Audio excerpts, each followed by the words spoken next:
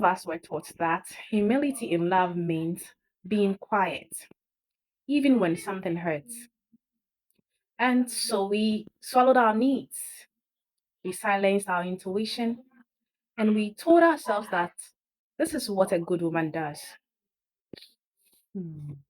But humility was never meant to cost you your voice. Mhm.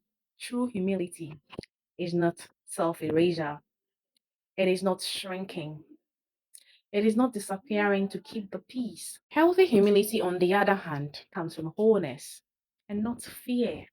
And so, love that requires you to abandon yourself is not love, it is survival.